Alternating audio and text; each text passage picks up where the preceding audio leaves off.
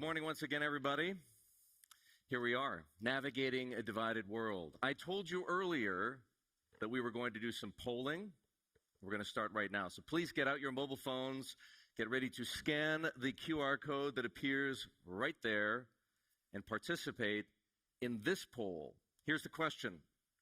Latin American countries should align themselves most closely with A, the United States, B, the European Union, C, China, D, Russia, E, the BRICS, or F, none. Effectively, non-alignment.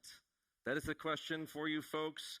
I'm going to share the results with you and our panelists in a few short minutes with a surprising twist. So please stay tuned for that. Here we go, everybody.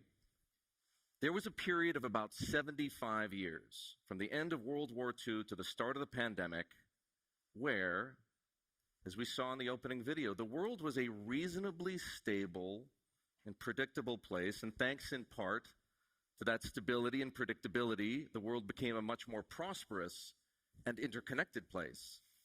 That was the world, Jon, in which you negotiated trade deals as USTR and served as U.S. ambassador to Singapore, China, and to Russia. As we've now established very early in the course of this event, we live in a different world now, a more divided world. The geopolitical landscape has been transformed, is being transformed. Set the scene for us. What's most important to understand, and how do you see this landscape evolving? Well, it is a changed world for sure. You put up the list of countries here. I've lived in about half of them. I'm really interested to hear what the answers come back as being. But we have to look at what the seismic shifts are under our feet in recent years. And you have to go to ongoing wars in the Middle East. You have to go to the rise of China. And I would say more recently, the rise of India. You have to say COVID was an accelerant. You have to say relative political dysfunction.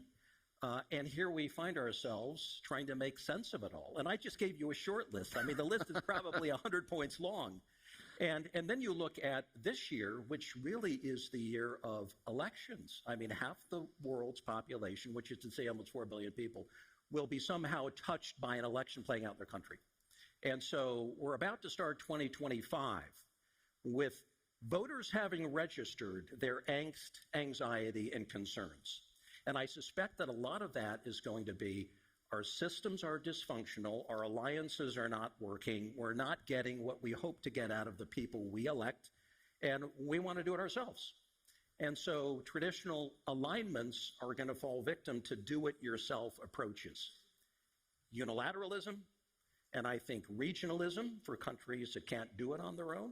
And so we're likely to see the devolution of really kind of a bipolar construct, although the U.S.-China relationship will undergird everything that we see play out in the next few years.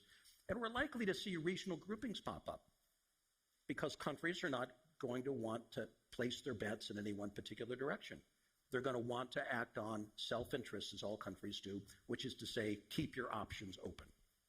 If you were in one of your former roles today, if you were the ambassador to Beijing, for example, or Moscow, how would you be thinking about your job differently?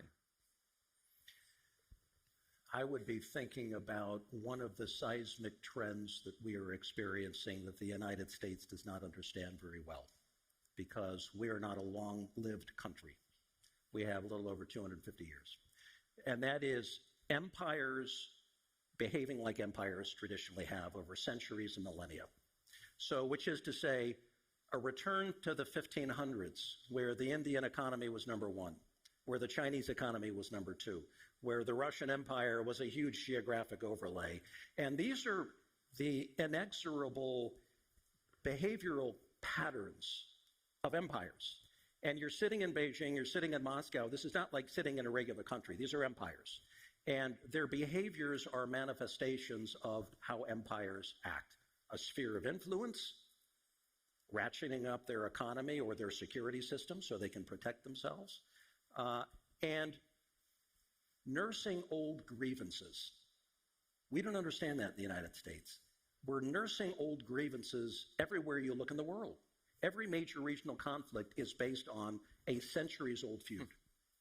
And that's not technology. We sit here and talk about AI and technology and everything. This is the old world that is driving everything else. And we have very little understanding of that. I'm hearing a very clear instruction in what you're saying. This is a cable I'd be writing back to the State Department, but perhaps to everybody else in the room, and that is read your history, right? That's it. Folks, I do want to remind you that I have an iPad here. There is a QR code there. You can submit questions. I'm looking for them here. As I told you before, this event is better when all of you participate. Ana, your company, Sigma Lithium, mines a mineral critical to EV batteries and to the energy transition. But before this, you were an investment banker, you were a professional investor. With all of that considered, how does today's world look to you? Does it look the same as it does to Jon Huntsman, or does it look different? No, the world has certainly changed. But when you take a step back, you need to take a broader view to corporate strategy, country strategy, where there's always an element of your client base, your customer base. So in the ecosystem I live, because we also industrialize lithium oxide, we deliver industrialized materials, and at that, we compete, and we compete with China, and we win, and we got customers in China. So if you look at the ecosystem, 60% of the end user of the EV market is now in China. 30 is Europe, 10 is in the US. This year, growth, 44% annual growth, China. Zero growth in Europe. Some of these markets are retreating. So designing company strategy, alienating large customers is not prudent. Country strategy, the same. China is our largest trade partner. Now, 60+% of our trade is with China. So how do you navigate a very fractured, revisionist world? Because that's the revisionism we talked about, right? Well, that is the challenge and there's an opportunity of being non-aligned to the extent possible. Because as the world catches up in our ecosystem of EVs, entire supply chains are being built very rapidly. So the body of investment that took place in the last 15 years in Asia is actually happening in a concentrated fashion in the West. So by being non-aligned and presenting a neutral stance and demonstrating industrial prowess and competitiveness as a country, as a company, one can actually win by being the recipient of those investments. And hence, the US has made Brazil a very prolific ground for the DOE investments. They just made 3 investments just this year. So I think there is a massive opportunity in showing that there's actually a third way, which is the non-polarized way, which frankly in politics that also should be the way, where, right? There's got to be a way in the middle. Wesley, you and your brother turned the company your father founded 71 years ago into the world's largest meat producer. China and the United States are critical markets for your products. Tell us how you see what we've been talking about this morning. How concerned are you about the conflicts, hot and cold, around the world, the state of divisiveness? Look, Erik, when we look our business today, so not just in North America, not just in US, but also in South America. So we produce our major production platform is North America and South America, but China is the largest market where we sell our products. So it's very complementary one to the other. So of course, when we see, China and US, increasing, some disagreement or some there's tension. Yeah, some tension. Of course, this is a concern, and I think it's a concern globally that, is the 2 largest economy global.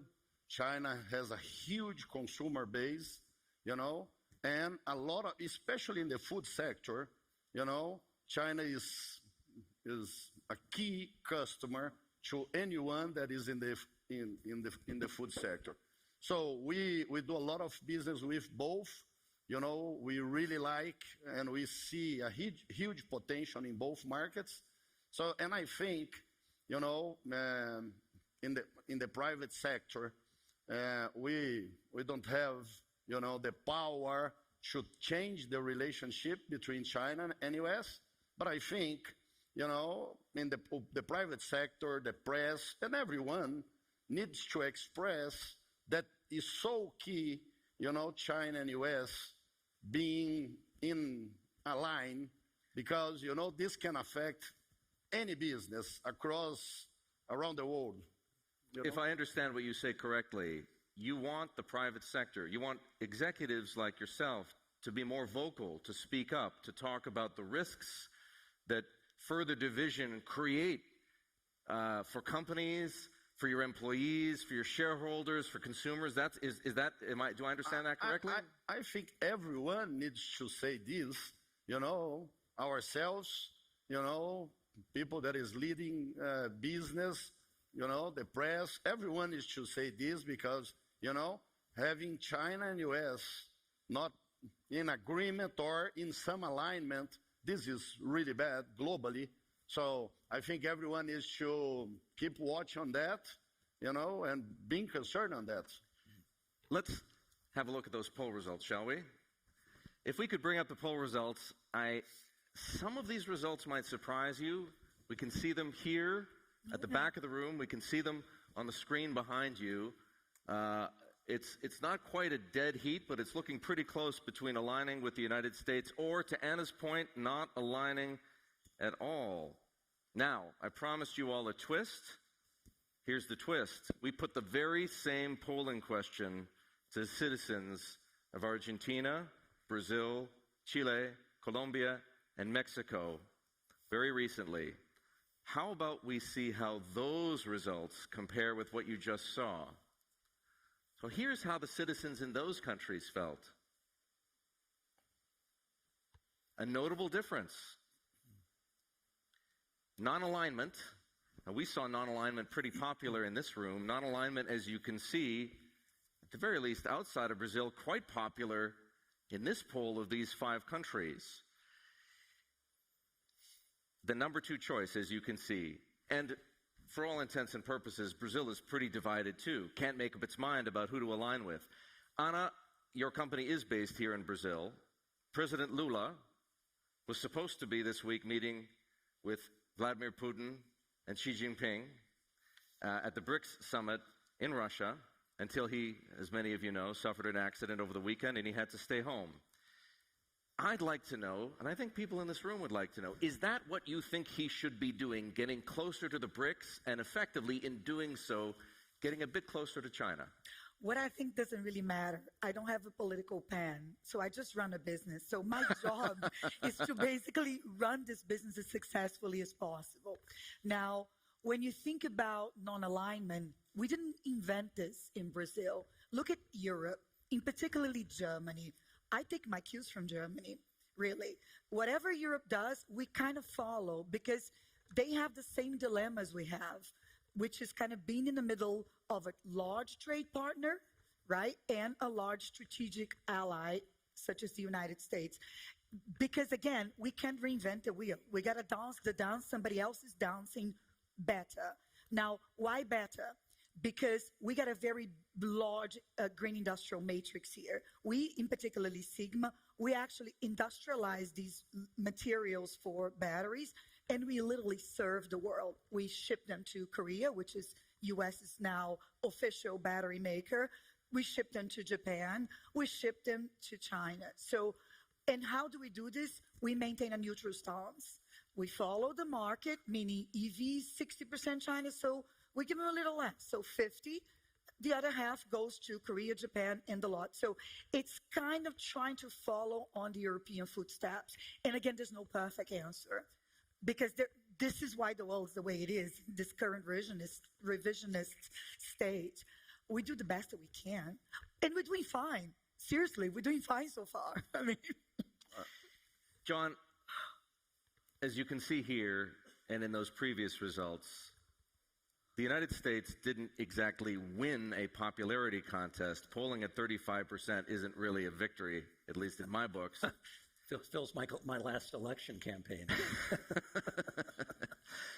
Has the U.S. really lost that much diplomatic leverage in this new world construct?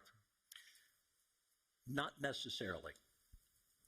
I think much of the world's, whenever you're number one, you're in some cases less popular with depending upon the crowd you're in. You certainly have a target on your back. But listen, the numbers here speak to the thesis that I established in my first comments, which is non-alignment is proxy for optionality. So in today's world, where you don't have a singular superpower, i.e. the United States, you have a world in which China and the United States are largely sharing the global stage. This is unprecedented. And when I go to places around the world, now representing the great company Mastercard, which is all about connecting people, I hear folks say, don't make us choose one of the other, i.e. we need to keep our options open. Why? Because trade and commerce is the most important thing to most countries of the world. Why is that? Because that's how they create jobs and get reelected. Yes. So the economy is front and center for most countries of the world. Therefore, optionality is going to be important. Therefore, these numbers don't surprise me a lot. But let me tell you what is a little disconcerting and what all members of the business community should be thinking about. And the point raised earlier about speaking up and using our voice a little bit more, amping up our volume, is absolutely correct. We're looking for clear policy signals, and we're not getting them. I've never seen a time in my career, decades in either public or private sectors, where the policy signals have been so ambiguous. And I've never seen a point in time where politics has been this dysfunctional.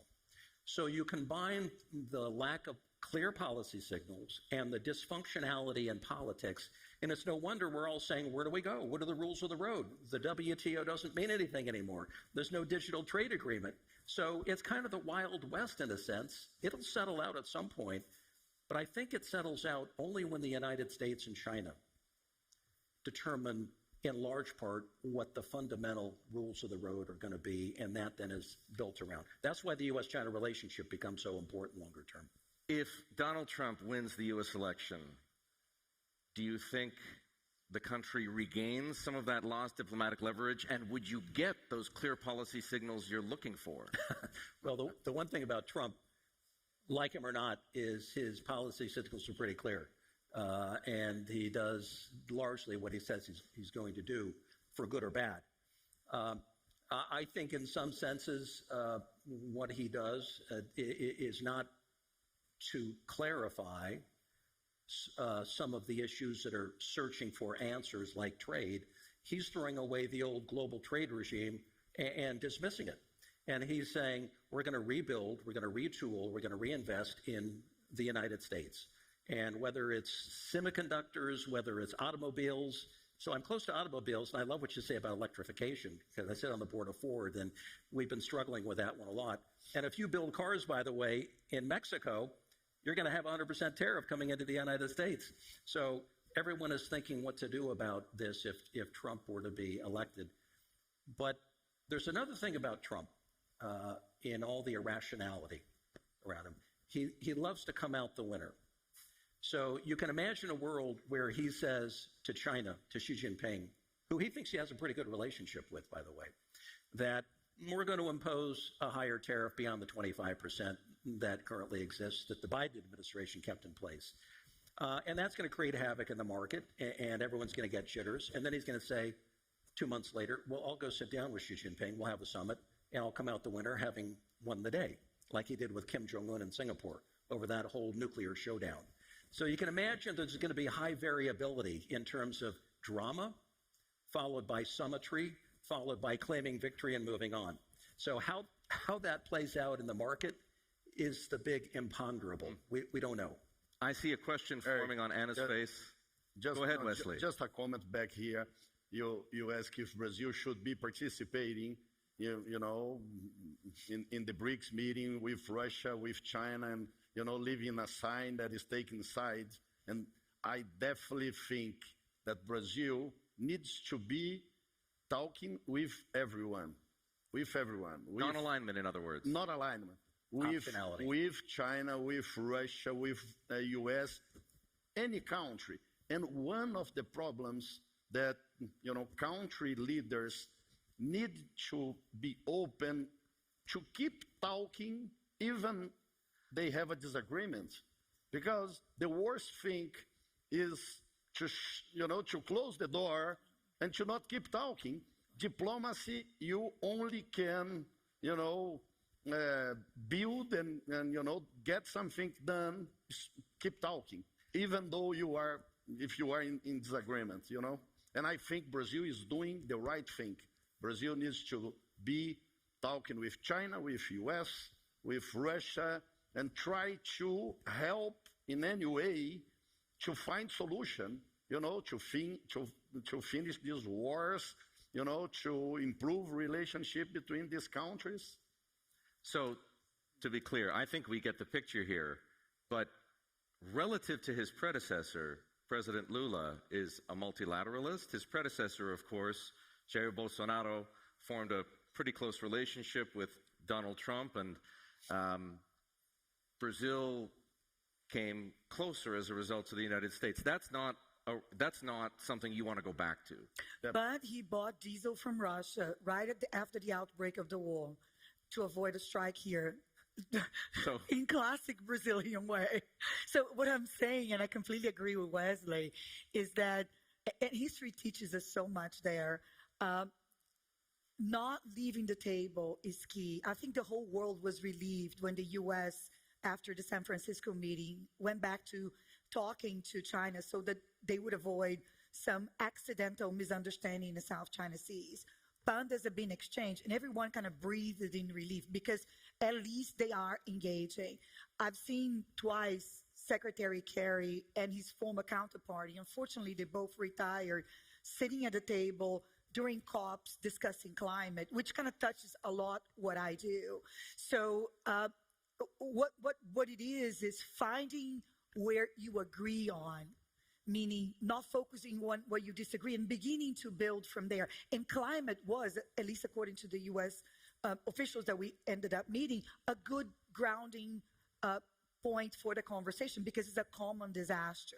So I think the point that Wesley's trying to make and I'm trying to make is perhaps it's easier from our vantage point of being in a non-aligned country, but we see clearly that you can't leave the table. Because once you leave the table, all hope's gone to finding the areas where you agree on. I'm just going to ask you a follow-up question to that point, because last night, we both, I think all of us here, heard the president of Brazil's National Development Bank, Aloysio Mercadante, talk about the challenges that Brazil faces as an economy unto itself, with China pouring subsidies into many of its strategically important industries and state-owned companies, the United States and Europe responding with effectively subsidies of their own and industrial policy. How does Brazil muster the resources, given its fiscal constraints, to compete industrially in a world like that? Focus.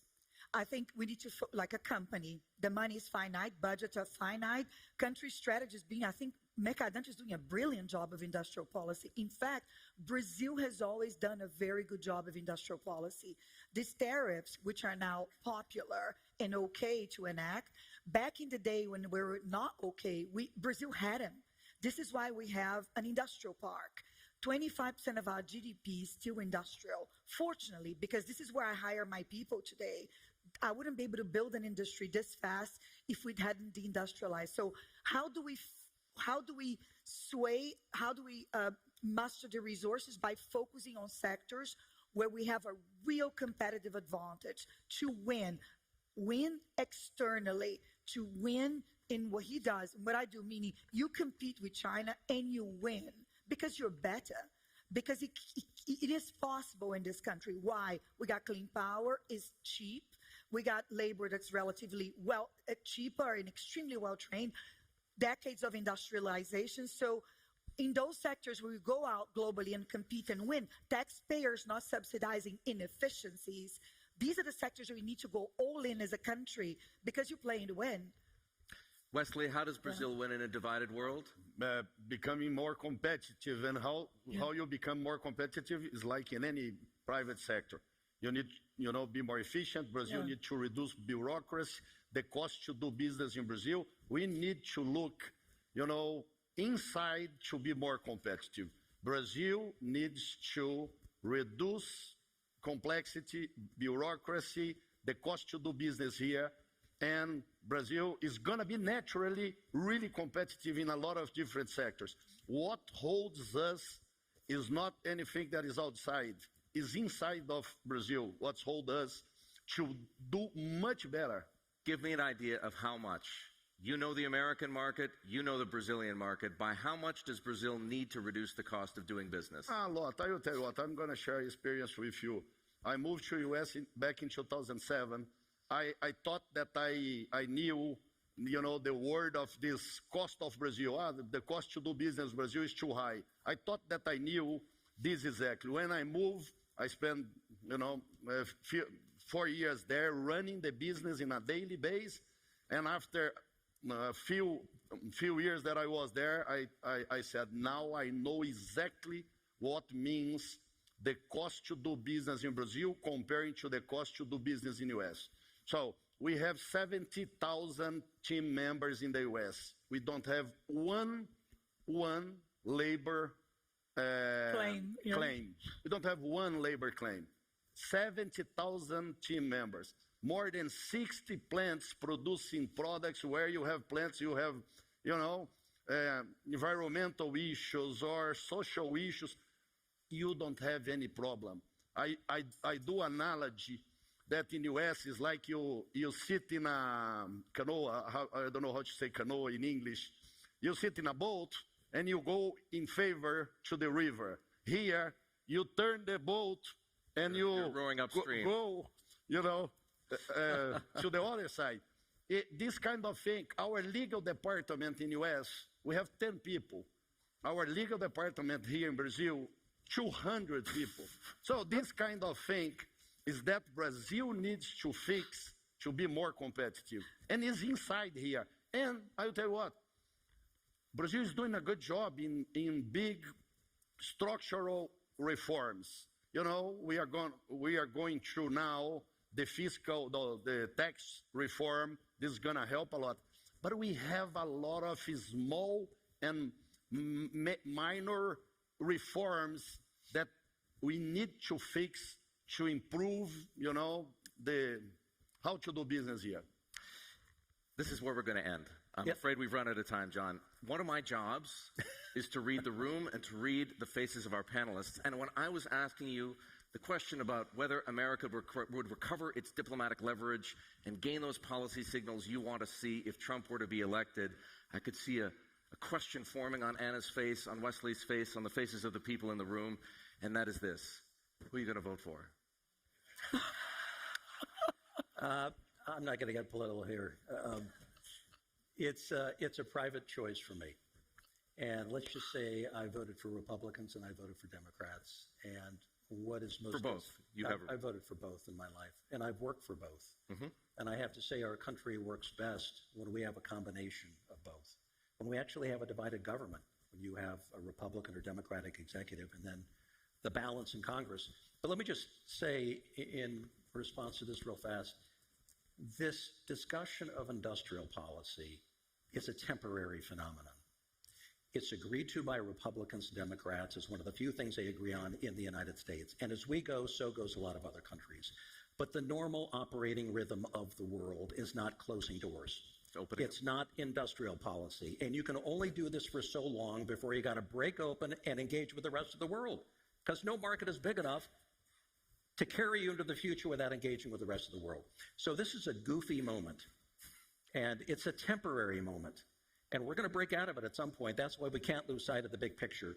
But in the meantime, Brazil is an enormously powerful country during a moment when national security is the lens through which people see trade.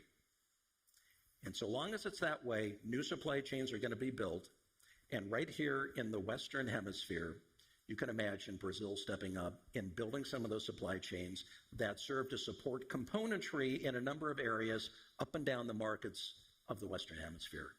And I would go long in Brazil if I were an odds bettor. We agree. I think its future is very, very bright in that regard. Yeah. On that note, ladies and gentlemen, I hope you agree that was a terrific conversation. Please join me in thanking our panelists.